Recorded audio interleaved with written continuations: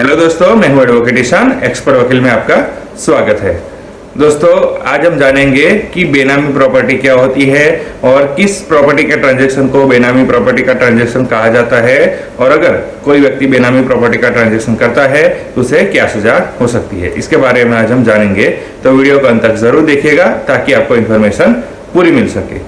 और अगर आपने अभी तक हमारे चैनल को सब्सक्राइब नहीं किया है तो अभी सब्सक्राइब कर लीजिए और साथ ही में बेल आइकन भी दबा दीजिए ताकि ऐसे लीगल नॉलेज और लीगल वीडियो जैसे हम अपलोड करें आप तक तुरंत पहुंच सके। तो चलिए शुरू करते हैं।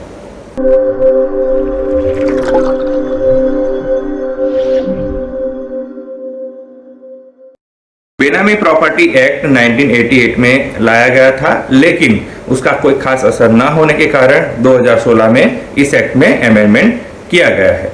अब बात करते हैं कि बेनामी प्रॉपर्टी क्या, किस प्रॉपर्टी को बेनामी प्रॉपर्टी कहा जाता है। तो किसी एक व्यक्ति के द्वारा अपने नाम पर प्रॉपर्टी न खरीदकर किसी और व्यक्ति के नाम पर, यानी कि किसी दूसरे व्यक्ति के नाम पर वो प्रॉपर्टी खरीदता है, तो और वो सोर्सेज जो होते हैं प्रॉपर्टी खरीदने का वो अननोन सोर्सेज होता है, तो ऐसे ही प्रॉपर्टी की डीलिंग को, ऐसी प्रॉपर्टी को बेनामी प्रॉपर्टी कहा जाता है। इसमें जो दूसरे पर्सन के नाम से जो खरीदा जाता है, यानी कि जिसके नाम पर ये प्रॉपर्टी खरीदी जाती है, उस व्यक्ति को बेनामदार कहा जाता है। यहां ध्यान देने वाली बात यह होती है कि भले ही जो पहले व्यक्ति ने, जिसने पैसा दिया, कैश दिया है, और दूसरे व्यक्ति ने प्रॉपर्टी खरीदी है और दूसरे व्यक्ति के नाम पर प्रॉपर्टी खरीदी है, लेकिन सारे जो बेनिफिट होते हैं, सारा जो कंट्रोल होता है प्रॉपर्टी का, वो पहले व्यक्ति का ही उस पर अधिकार और कंट्रोल रहता है।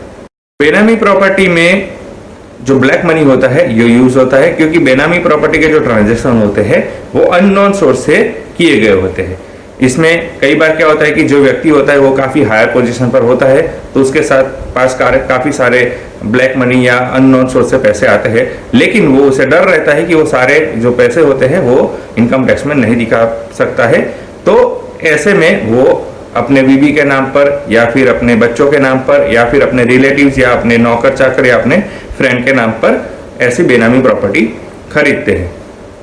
बेनामी प्रॉपर्टी में किसी भी प्रकार की प्रॉपर्टी आ सकती है, जैसे कि मूवेबल प्रॉपर्टी आती है और इमूवेबल प्रॉपर्टी भी आ सकती है, और टचेबल प्रॉपर्टी भी आ सकती है और अनटचेबल प्रॉपर्टी भी आ सकती है। यानी कि केवल मकान और प्रॉपर्टी या रियल एस्टेट से जुड़ी ही प्रॉपर्टी बेनामी नहीं हो सकती। इसके अलावा शेयर होते हैं या फिर किसी भी प्रकार की प्रॉपर्टी जो अननोन सोर्स से बाय की गई हो, वो सारी प्रॉपर्टी बेनामी प्रॉपर्टी में आती है। अब बात करते हैं कि ऐसी कौन कौन सी प्रॉपर्टी होती है जो बेनामी प्रॉपर्टी में नहीं आती है। इसमें सबसे पहला होता है कि HUF यानी कि हिंदू अनडिवाइडेड फैमिली का जो कर्ता होता है वो कोई भी प्रॉपर्टी बाय करता है जो कि नॉन सोर्सेज से होती है, तो और उस प्रॉपर्टी का उपयोग HUF के सारे मेंबर करते हैं, उसका बेनिफिट सारे मेंबर लेते हैं, तो वो प्रॉपर्टी बेनामी प्रॉपर्टी में नहीं आती है। दूसरा होता है कि अगर कोई व्यक्ति अपने बच्चों या अपनी बीवी के नाम पर कोई भी प्रॉपर्टी खरीदता है और वो भी नॉन सोर्सेज से होता है, यानी कि वो अपने इनकम टैक्स में दिखाता है, तो वो सारी प्रॉपर्टी भी बेनामी प्रॉपर्टी में नहीं आता है। तीसरा होता है कि अगर कोई व्यक्ति अपने भाई या बहन या रिलेटिव्स के नाम पर कोई प्रॉपर्टी खरीदता है और उसमें अगर वो जॉइंट ओनर होता है, तो वो सारी प्रॉपर्टी भी बेनामी प्रॉपर्टी में नहीं आता है। अब बात करते हैं कि बेनामी प्रॉपर्टी में सजा का क्या प्रावधान है, यानी कि अगर कोई व्यक्ति बेनामी प्रॉपर्टी का दोषी पाया जाता है तो उसे क्या सजा हो सकती है।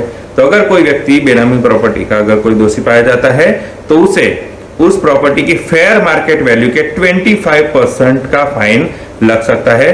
साथ ही में उसे कम से कम 1 साल तक की कैद की सजा और ज्यादा से ज्यादा 7 साल तक की कैद की सजा हो सकती है। और अगर कोई व्यक्ति अधिकारी को गलत इंफॉर्मेशन देता है तो उसे बेनामी प्रॉपर्टी के जो फेयर मार्केट वैल्यू होती है उसके 10% तक का फाइन लग सकता है, और साथ ही में उसे सजा कम से कम 6 महीने तक की सजा हो सकती है और ज्यादा से ज्यादा 5 साल तक की कैद की सजा हो सकती है।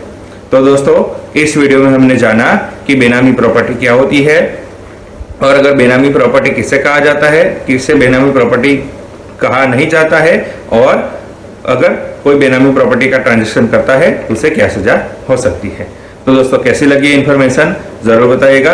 दोस्तों, अगर आपको ये वीडियो अच्छा लगा है तो इसे लाइक कीजिए, शेयर कीजिए। कोई सवाल हो तो आप कमेंट कर सकते हैं या फिर हमारे नंबर पर कॉल कर सकते हैं या फिर व्हाट्सएप भी कर सकते हैं। और अगर आपने अभी तक हमारे चैनल को सब्सक्राइब नहीं किया है तो अभी सब्सक्राइब कर लीजिए और साथ ही में बेल आइकन भी दबा दीजिए, ताकि ऐसे ही लीगल नॉलेज और लीगल वीडियो जैसे ही हम अपलोड करें आप तक तुरंत पहुंच सके।